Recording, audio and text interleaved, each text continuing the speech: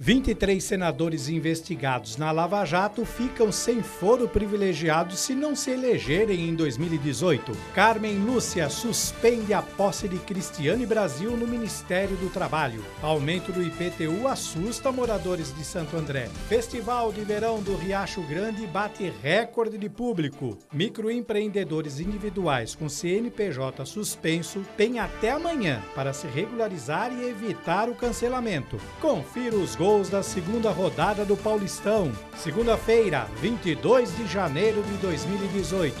Está no ar o J mais ABC.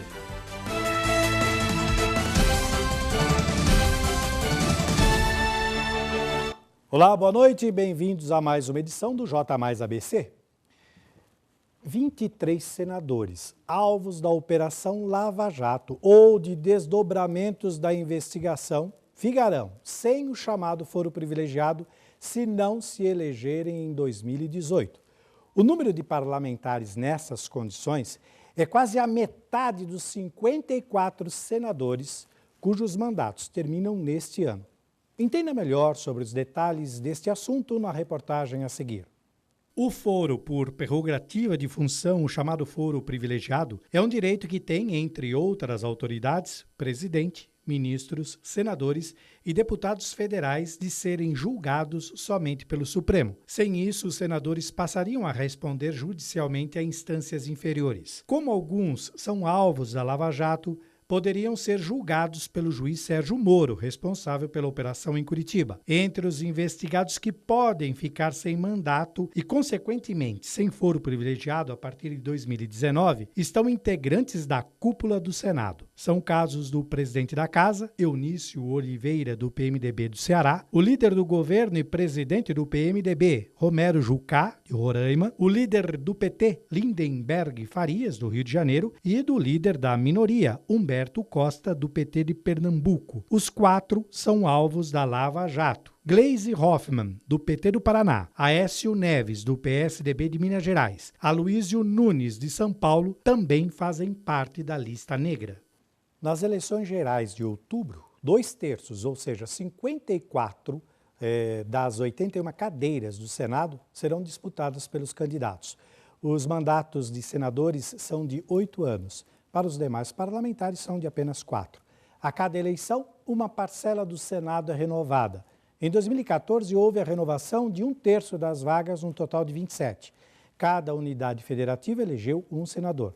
Neste ano, 2 das 3 cadeiras de cada estado e do Distrito Federal terão ocupantes novos ou reeleitos. Então, mais uma vez, essa decisão está nas mãos dos eleitores. Está aí o primeiro passo para mudar esse país. Pense muito bem antes de votar. Se você acompanha o nosso telejornal, já viu que estamos recebendo algumas reclamações sobre o aumento de IPTU em Santo André. Em alguns casos, esse acréscimo chega perto dos 72%. Entenda melhor na reportagem a seguir. Confira aqui no telão.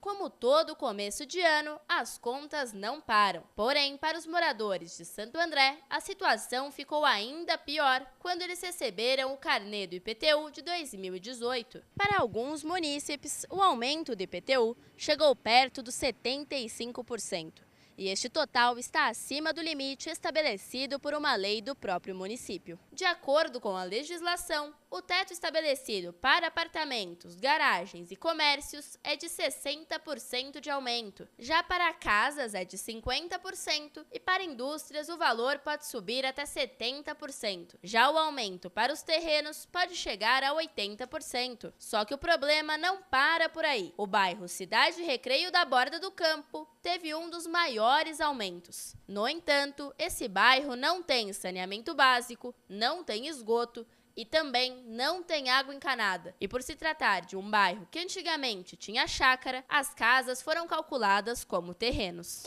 Mas olha só, a nossa equipe de produção entrou em contato com a Prefeitura de Santo André, sempre disposta a esclarecer sobre qualquer assunto, e a mesma informou por meio de nota que todos os casos onde o IPTU chegou acima do limite determinado por lei serão recalculados e ajustados. A população não vai, de forma alguma, pagar acima do teto. Para que esses casos sejam verificados, esses munícipes devem se dirigir à praça de atendimento localizada no prédio da Prefeitura, que funciona de segunda a sexta-feira, das 7 da manhã às 6h30 da tarde. Policiais da 4ª Companhia do 6º Batalhão de Polícia Militar de São Bernardo do Campo apreenderam 2 menores por porte ilegal de arma no último sábado. Acompanhe aqui no telão, confira.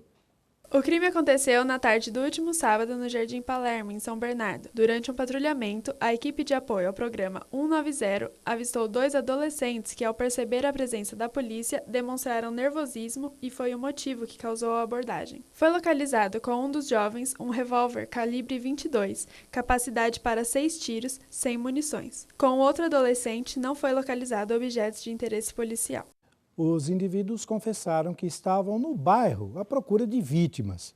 Logo depois foram conduzidos ao 1º Distrito Policial e, por serem menores de idade, permaneceram à disposição da Justiça à espera dos responsáveis para a liberação sobre o compromisso de apresentação na Vara da Infância e Juventude. Assim como no ano passado, o Festival de Verão da Prainha, no Riacho Grande, está sendo um grande sucesso. No final de semana, esse aqui, a semana de shows, o público marcou presença. Confira na reportagem de Isabel Rufino. No segundo final de semana do Festival de Verão do Riacho Grande, o cantor Felipe Araújo juntou cerca de 8.000 pessoas. O jovem cantor levou sucessos como A Mala é Falsa, Chave Cópia, além de muitos outros hits para toda a população presente. E no domingo, quem garantiu a festa no Riacho, com recorde de público, foram as irmãs Maiara e Maraísa. O dia ensolarado foi um ótimo atrativo ao público, que lotou o show da dupla. Aproximadamente 16.000 pessoas prestigiaram o espetáculo. As irmãs animaram o público com hits como Medo Bobo, Sorte que Cê Beija Bem, Bengala e Crochê e 10%. Legal, vale lembrar também que os shows são gratuitos e sem qualquer custo aos cofres públicos. E no próximo final de semana, quem agitará os últimos dias do Festival de Verão será o grupo Sorriso Maroto e a dupla sertaneja César Menotti e Fabiano. Então já deixa um espaço reservado aí em sua agitada agenda do final de semana e não perca esta super festa. E dando continuidade à nossa edição de hoje, chegou a vez da participação dos nossos amigos telespectadores aqui no J Mais ABC.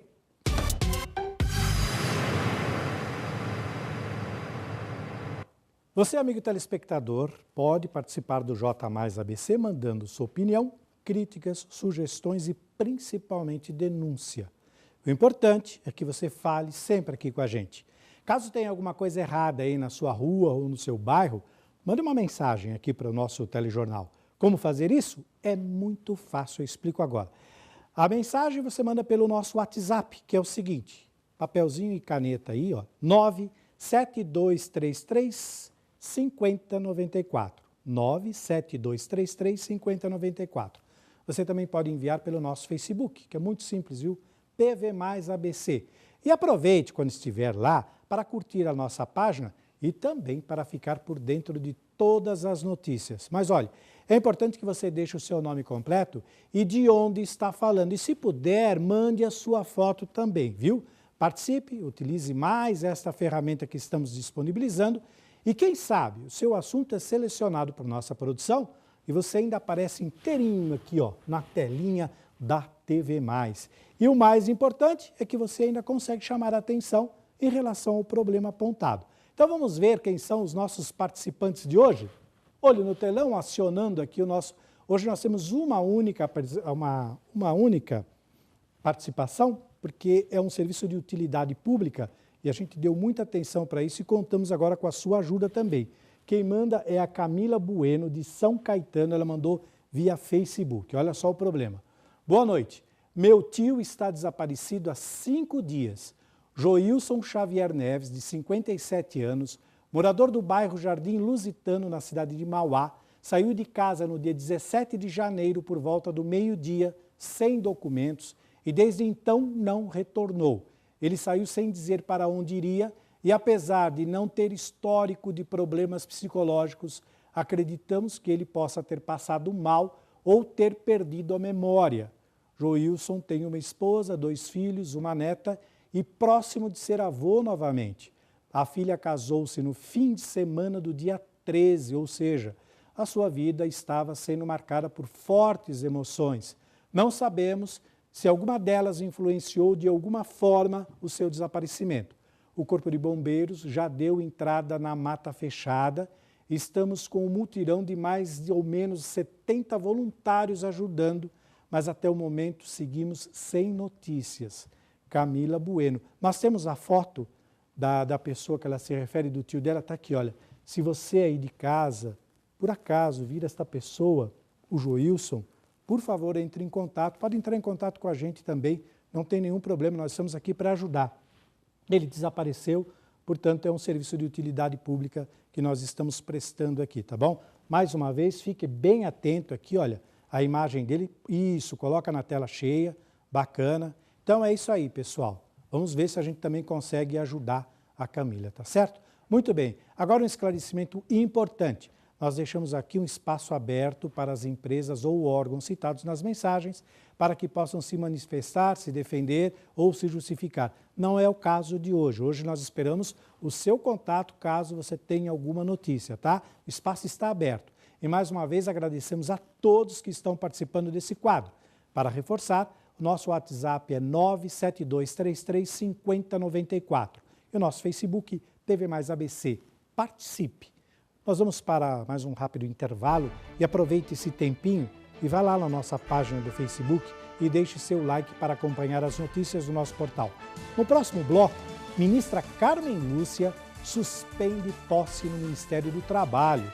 E ainda, uma entrevista com o Dr. Antônio Carlos Gogoni, que volta para comentar sobre reforma trabalhista e outros assuntos com dicas bem importantes para você aí de casa, viu? Não saia daí, o J Mais ABC volta em instantes.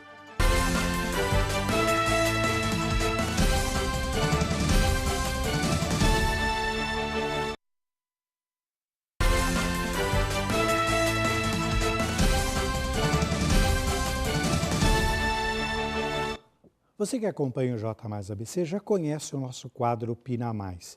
E se você ainda não conhece, eu explico agora como ele funciona. Toda semana nós lançamos uma enquete para que você participe dando a sua opinião. Para participar, basta você entrar em contato no nosso Facebook, lá TV Mais ABC, e lá no quadro Opina Mais deixar a sua opinião. É muito fácil porque você vai reconhecer por este logo aqui, tá bom? Opina Mais. Lá tem toda semana tem alguma coisa. Agora, nessa semana, a enquete em destaque em nossa página é a seguinte: você acha que as penitenciárias brasileiras têm estrutura para tratar de presos doentes? Entre na nossa página no Facebook, TV Mais ABC, e deixe a resposta. Na próxima sexta-feira, dia 26 agora, divulgaremos o resultado e, claro, vamos comentar mais sobre este assunto polêmico, viu? Sobre isso aí também o que o amigo telespectador voltou. E ainda falando sobre este tema, a nossa equipe de produção e reportagens foi às ruas aqui da região do ABC para saber o que as pessoas acham em relação a este assunto. A repórter Isabel Rufino traz algumas opiniões. Vamos ver? Olha aqui no telão. Você acha que as penitenciárias brasileiras têm estrutura para tratar de presos doentes? Eu acredito que não. Na verdade, o sistema prisional, que tende a ser punitivo e não reintegrar o preso na sociedade, tem, além desse problema, vários outros. Eu acho que no caso dos presos políticos especificamente, só é um alarde a mais para a mídia para trazer visão para essa questão, entendeu? Eu acho que pode ser um início para que essa questão seja tratada de uma forma mais ampla para todos os presos de uma forma geral. Eu acredito que não, mas eu acho difícil isso, porque apenas mostra-se isso quando é com político, mas com os demais presos não. E assim, independente eu acho que do que fizeram para estar ali, eu acho que tem que ter um tratamento humanizado com essas pessoas para que elas não saiam dali pior do que entraram. Tá aí, o pessoal tem vez aqui na TV Mais, viu? Agora nós queremos saber a sua opinião aí de casa. Então entre em nosso Facebook, TV Mais ABC, e deixe a sua resposta. Você acha que as penitenciárias brasileiras têm estrutura para tratar de presos doentes? Participe. E ainda falando sobre polêmicas, hoje, em uma nova derrota para o Palácio do Planalto, a presidente do Supremo Tribunal Federal, ministra Carmen Lúcia, decidiu suspender temporariamente a posse da deputada federal Cristiane Brasil, do PTB do Rio de Janeiro, como ministra do Trabalho, marcada para ocorrer às 9 da manhã desta segunda-feira. Carmen Lúcia analisou uma reclamação movida por um grupo de advogados que contestou no STF a decisão do Superior Tribunal de Justiça que, no sábado, dia 20, havia liberado a posse de Cristiane Brasil. Pois é, parece que esta novela não tem fim. Confira aqui na reportagem. A decisão foi tomada pelo fato de o STF ainda não ter recebido a decisão liminar, que é provisória, do ministro Humberto Martins, vice-presidente do Superior Tribunal de Justiça, que no sábado, dia 20, cassou a decisão da Justiça Federal de Niterói, que impedia a posse. A presidente do STF afirmou que a decisão é precária e urgente e pode ser revista, mas aceitou parcialmente a providência liminar para a suspensão do ato de posse. No despacho da decisão, Carmen Lúcia diz ter tomado a decisão com base no poder geral de cautela e nos princípios constitucionais da segurança jurídica e da efetividade da jurisdição que seriam comprometidos com o ato de posse. A ministra deu 48 horas para as partes se manifestarem e pediu a manifestação da Procuradoria-Geral da República sobre o assunto.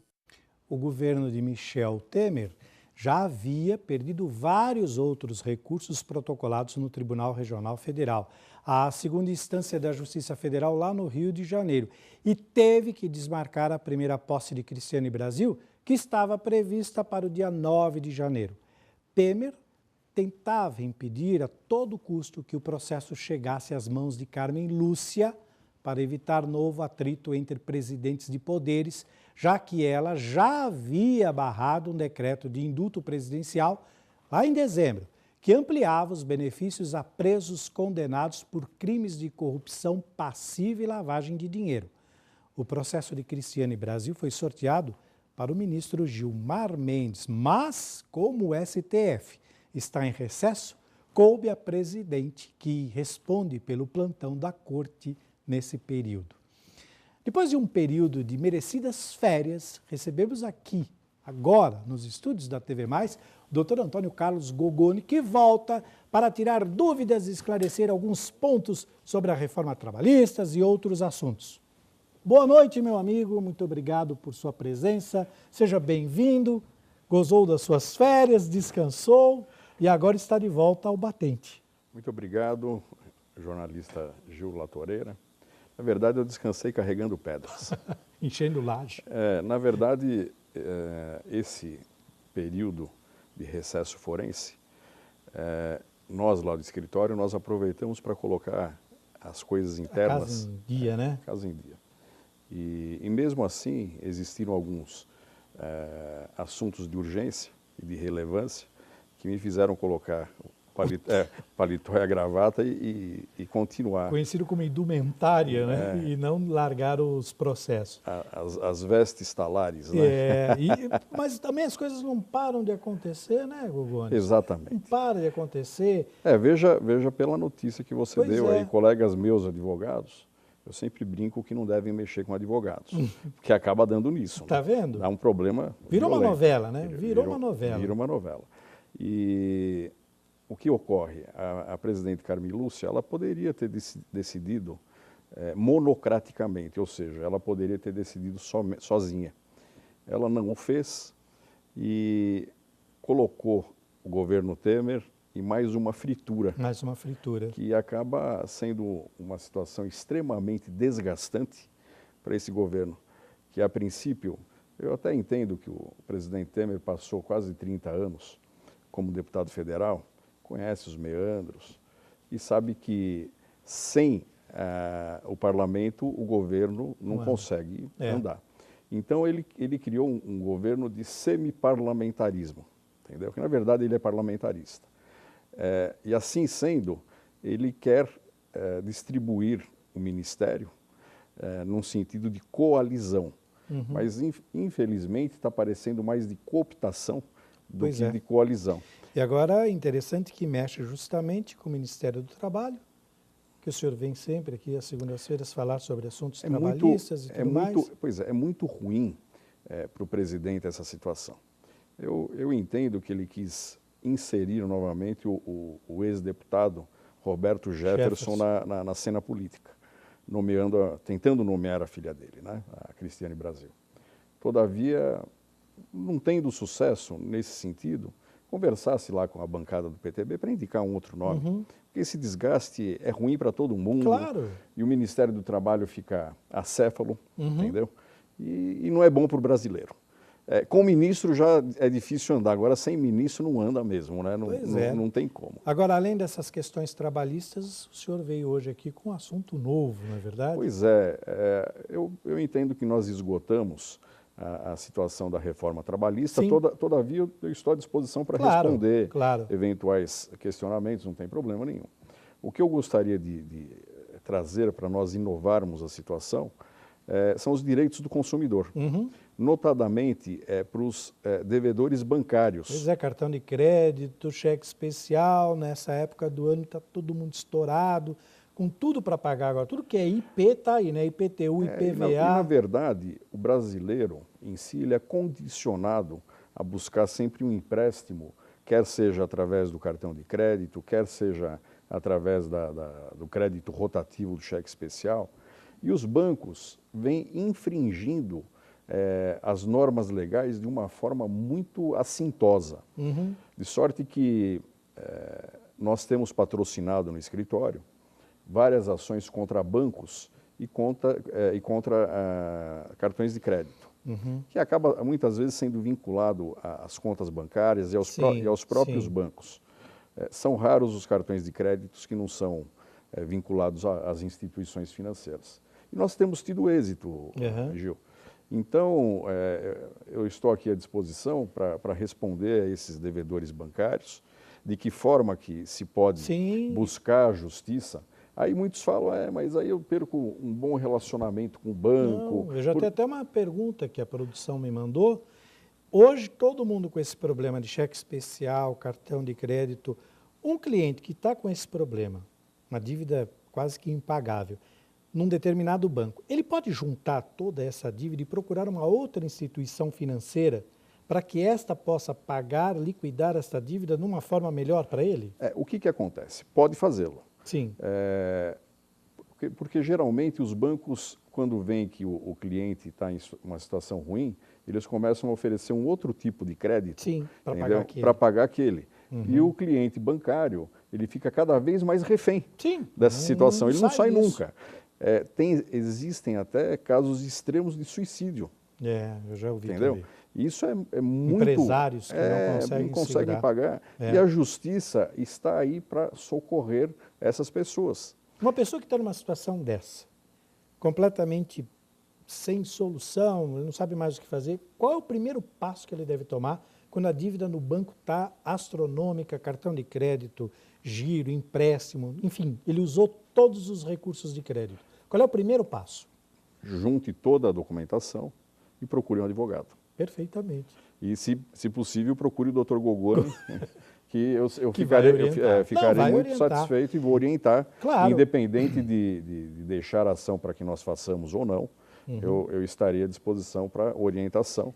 Para finalizar essa questão que nós vamos falar muito aqui no decorrer agora das próximas entrevistas, esta pessoa hoje, muita gente fala, para de pagar, porque é impagável, né? O camarada tem lá um saldo de R$5.000 no cartão, mínimo 1.500, ele paga 1.500, quer dizer, ele não amortiza nada, ele continua devendo 5, talvez até mais, aquele dinheiro é jogado fora. Muita gente diz, para de pagar tudo e espera para ver no que dá. Essa é uma solução? É uma solução tortuosa, porque ele vai começar a receber inúmeras ligações. Isso fere, inclusive, a dignidade do ser humano. Sim.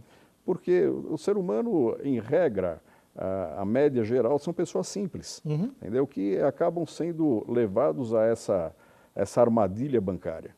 E os banqueiros cada vez mais ricos. Não tenho nada contra banqueiro.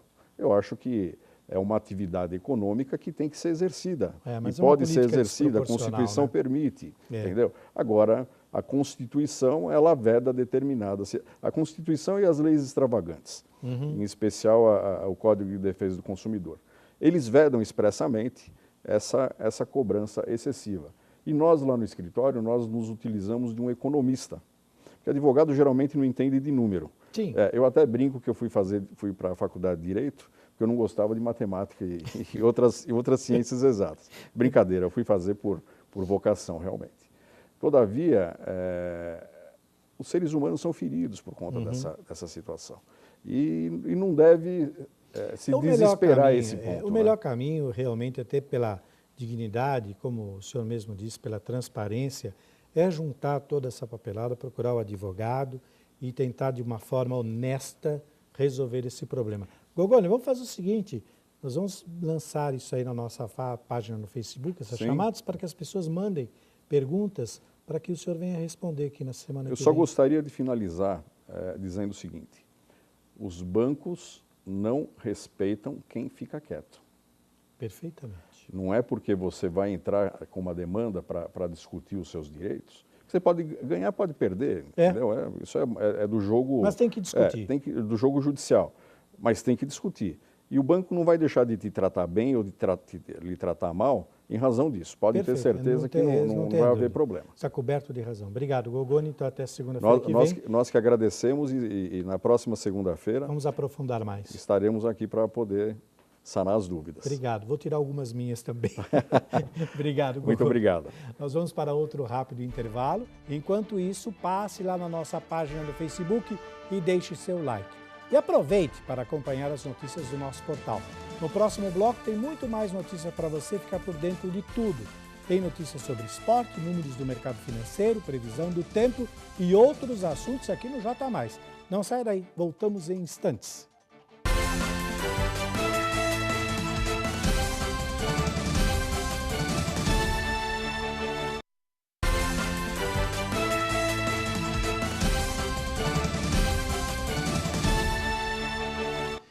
Muito bem, estamos de volta e olha só, se você está com seu CNPJ suspenso, preste atenção nesta matéria.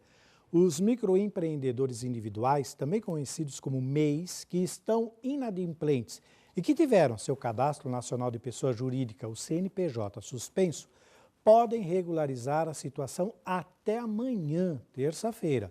Após o período, ocorrerá o cancelamento definitivo do CNPJ. Confira na reportagem a seguir. São considerados inadimplentes os microempreendedores que não pagaram nenhuma guia mensal, a DAS, referente a 2015, 2016 e 2017 e que não entregaram nenhuma declaração anual referentes aos anos de 2015 e 2016. Segundo o Ministério da Indústria, Comércio Exterior e Serviços, a listagem dos CNPJ suspensos pode ser encontrada no portal do empreendedor. O montante de CNPJ suspensos representa 18,9% de todos os registros ativos de microempreendedores individuais. O microempreendedor pode pedir o parcelamento dos seus débitos em até 60 meses. E se ele fizer algum dos pagamentos pendentes ou entregar alguma das declarações atrasadas até o dia 23, evitará o cancelamento. De acordo com o governo, a baixa definitiva do CNPJ não poderá ser revertida e os débitos vão migrar automaticamente para o CPF vinculado. Para continuar a exercer alguma atividade econômica formalmente, o microempreendedor deverá tirar um novo CNPJ. Se você está nesta situação, não perca tempo, é até amanhã, viu? E se você está pensando em aplicar suas economias, é bom ficar por dentro dos números do mercado financeiro. Vamos acompanhar agora o sobe e desce desta segunda-feira.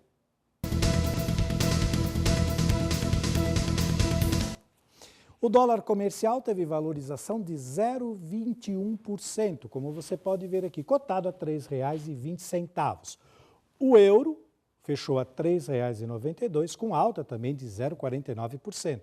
E a Bovespa continua batendo os recordes na casa dos 81.413 pontos. Fechou em alta de 0,24%, viu? Nesta semana, o J+ levará até você muita informação e orientação sobre a campanha de vacinação contra a febre amarela aqui na região do ABC. Um serviço de utilidade pública para orientar e principalmente para informar ao amigo telespectador como proceder neste momento. A cada dia vamos falar da campanha de uma cidade. E na edição desta segunda-feira, Vamos começar falando da cidade de Ribeirão Pires. Nos últimos dias, a procura pela vacina de febre amarela foi intensa nas UBSs de Ribeirão Pires. O estado garantiu doses da vacina para toda a população, mesmo não sendo uma área de risco. Confira na matéria a seguir. A partir de quinta-feira, dia 25 de janeiro, até o dia 24 de fevereiro, a Prefeitura de Ribeirão Pires promoverá a campanha de vacinação contra a febre amarela. No período, todas as unidades básicas de saúde aplicarão doses da vacina de segunda a sexta-feira, das 8 da manhã às 4 da tarde. Nos sábados, 3 e 24 de fevereiro, as UBSs também estarão abertas aos moradores das 8 da manhã às 5 da tarde. Moradores que irão viajar para o exterior e precisam receber a dose integral da vacina devem apresentar comprovante de viagem na UBS, conforme orientação da Saúde do Estado. Nas escolas da rede municipal, haverá a vacinação dos estudantes em período previamente informado pela Secretaria de Educação aos pais e responsáveis pelas crianças. É muito importante reforçar que em Ribeirão Pires não há casos confirmados de febre amarela. Amanhã, terça-feira, você de Santo André, fique ligado, pois vamos divulgar a campanha da cidade. Depois de um domingo com muita chuva que castigou a capital e boa parte do estado, tivemos uma segunda abafada aqui no ABC com os termômetros passando da marca dos 30 graus. E como hoje, 22 de janeiro, segundo a mitologia grega, é o dia consagrado a Apolo, deus do sol, vamos conferir o que os céus reservam para amanhã, terça-feira. Hora da previsão do tempo aqui no J Mais ABC.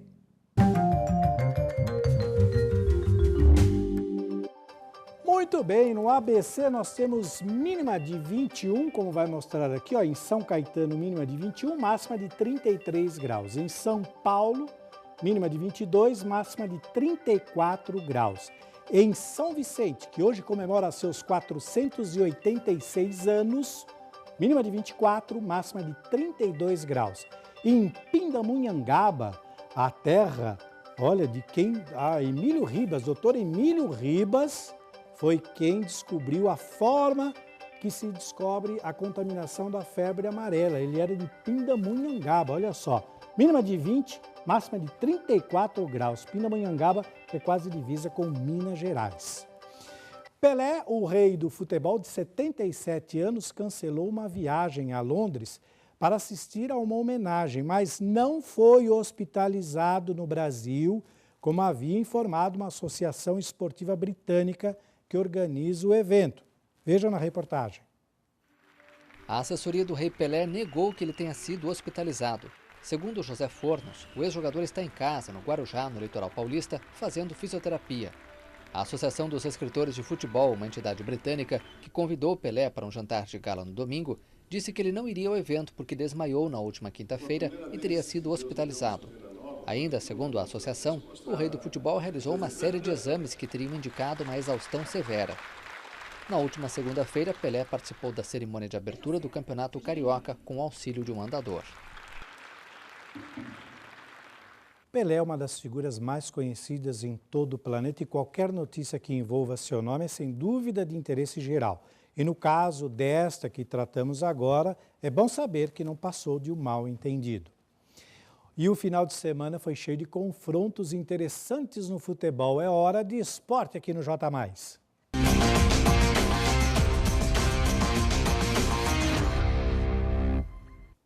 Muito bem, quem vai contar tudo sobre o final de semana esportivo é o nosso colega o jornalista Gabriel Plaza. Boa noite, Gabriel. Tudo bem? Seja bem-vindo. Obrigado, Gil. Boa noite a todo mundo em casa.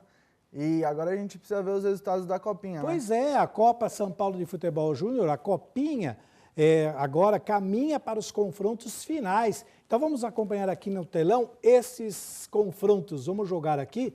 É com você. Olha, tem 2 confrontos bons aqui, né? O Internacional que ganhou do Santos por 4-0 na última rodada em frente a São Paulo. Hoje, às 8 horas. Daqui a pouquinho. Daqui a pouco. E o Flamengo está jogando contra a Portuguesa, que foi a maior surpresa dessa rodada, que eliminou o Palmeiras, favorito da Copinha. Da Copinha, né? Para levar o título. Joga contra o Flamengo, está jogando agora, já está no finalzinho do jogo. De qualquer forma, nós temos 2 paulistas, né? O São Paulo e a Portuguesa representando. Muita gente achou que nós teríamos aí Palmeiras, parece que você também errou, não foi? No Esporte Mais, na sexta-feira, eu falei que eu achava que ia ser São Paulo e Palmeiras na final. Não deu certo. Acho que não vai ser, não. Não vai ser mesmo, né? Então, São Paulo e Portuguesa são os que representam a gente. Agora é esperar quem vai para a grande final da 49ª edição da Copa São Paulo de Futebol Júnior no próximo dia 25, quinta-feira, que é a grande final, como sempre, né? Agora vamos falar de Paulistão. Vamos então aos resultados da segunda rodada e depois aos gols dessas partidas, né? Vamos acionar aqui para entrar então como foi. Vale lembrar que nós colocamos aqui só os times grandes de São Paulo e os da região, né, Gabriel? Sim. Vamos lá. São Paulo jogou contra o Novo Horizontino no sábado, fez uma partida muito apática, só que teve a estreia do Diego Souza, que foi a parte interessante para o torcedor. Palmeiras visitou o Botafogo, fez uma partida meio abaixo do que é esperado por todas as contratações, né?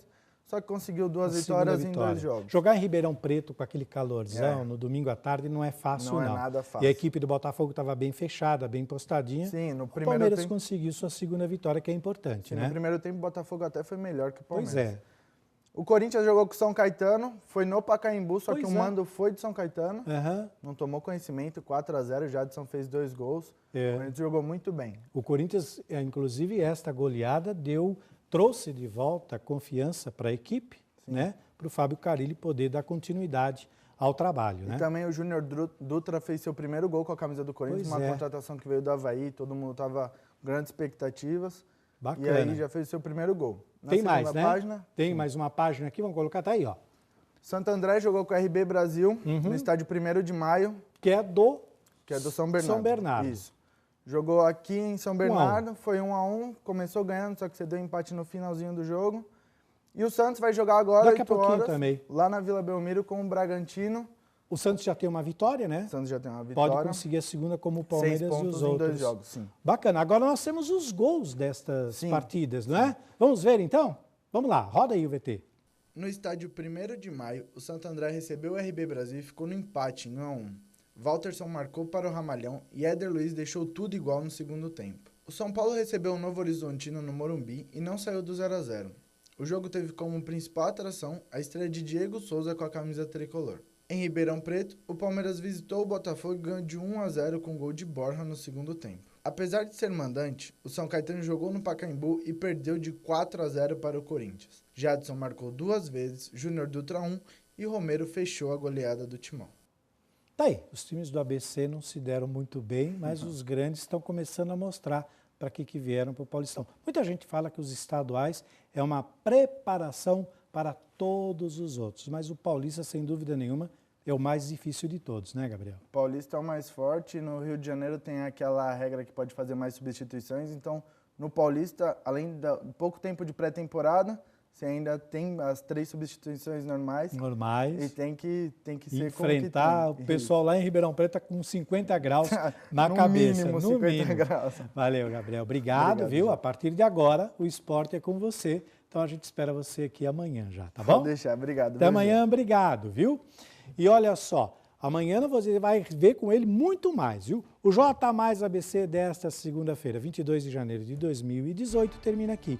Outra exibição do nosso telejornal, você confere como de costume à 00:30. Entre e curta a nossa página no Facebook e aproveite também para responder a nova enquete que já está lá na nossa página TV Mais ABC. Veja essas e outras notícias em nosso portal tvmaisabc.com.br. Daqui a pouco, às 8 horas da noite, começa o Esporte Mais e, na sequência, tem a volta do Futebol Mais Debate. Não perca, uma ótima noite, bom descanso a todos e até amanhã.